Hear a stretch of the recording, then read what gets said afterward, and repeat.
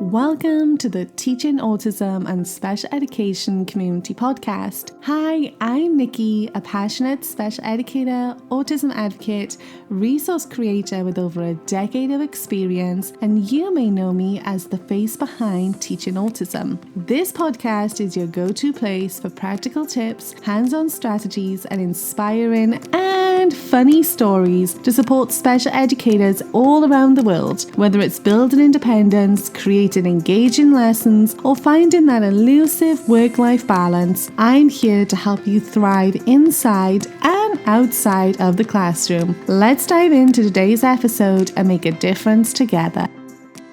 Hi friends, and welcome back to the Teaching Autism and Special Education podcast. My name's Nikki, I'm your host, and you may also know me as the face behind Teaching Autism. So I have a question for you before we start. When was the last time that you emailed a parent just to share something good? Not a reminder, not a concern, not an update on behaviour, but a simple, hey, I wanted to tell you what went well today.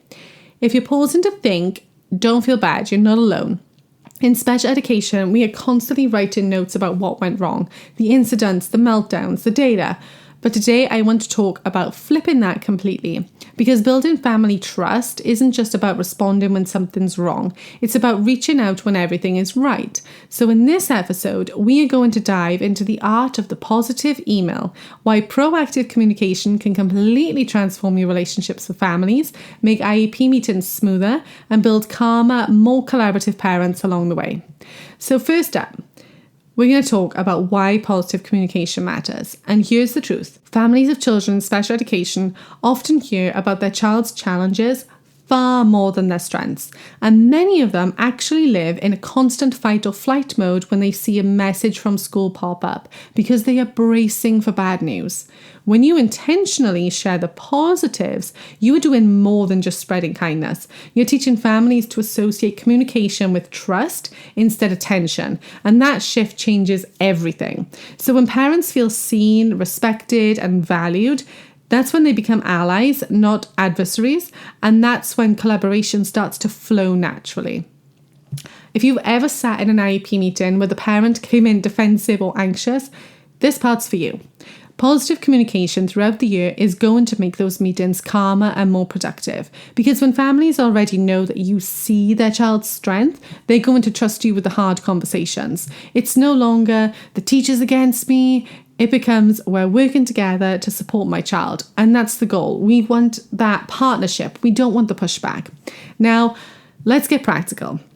What actually makes a positive email effective? Now, it doesn't have to be long or fancy. In fact, the best ones are short, specific, and genuine. So sometimes I literally will just be like, hey, parent's name, hey mom, hey dad, I just wanted to share a quick smile from today.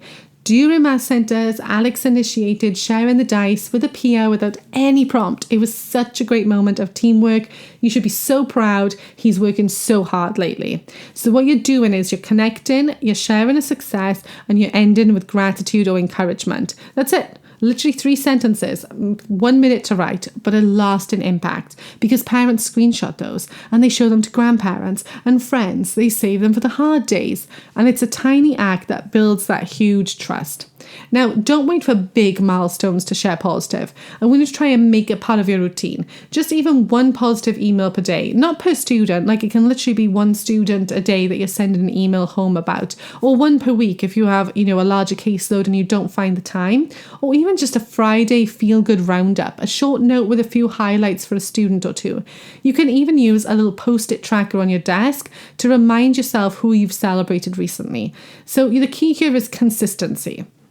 And when you write these emails, think beyond they follow directions. Instead, highlight qualities that show growth, effort, or connection.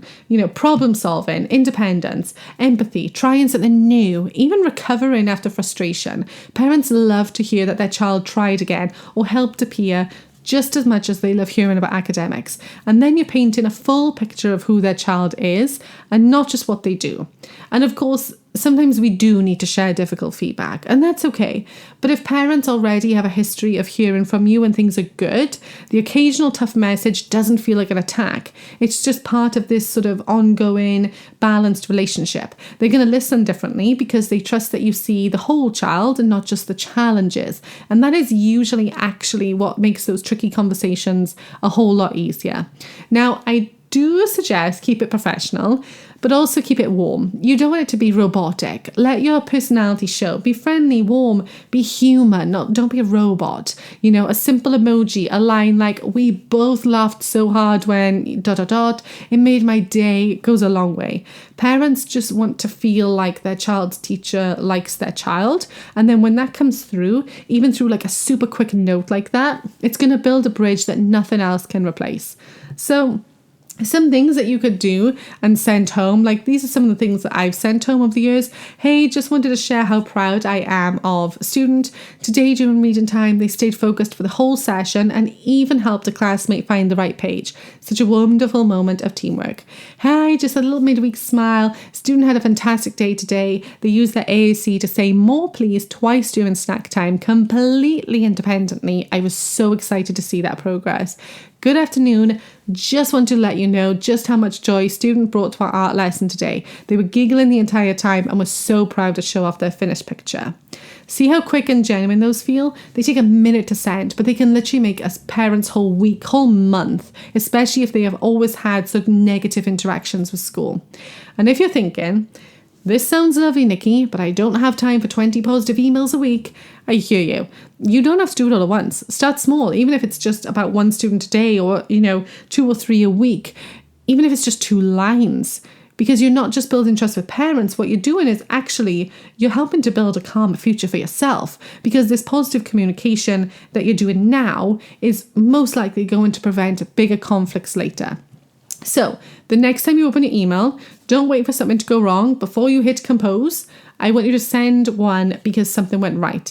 Quick, kind message. That might be the one thing that helps a parent exhale for the first time all week. It might be the one thing that makes the parent smile all week. And the trust that you're going to build through that is what's going to turn those tense and awkward IEP meetings into a much more pleasant experience for anyone. Because communication isn't just about keeping families informed and up to date academic-wise as well. It's also reminding them that we see what's good and that their child is so much more than their challenges. And that's the most important thing to build that connection. Okay, friends, I hope today's podcast episode gave you some helpful tips to put into action. Thank you for listening, and I'll speak to you again soon.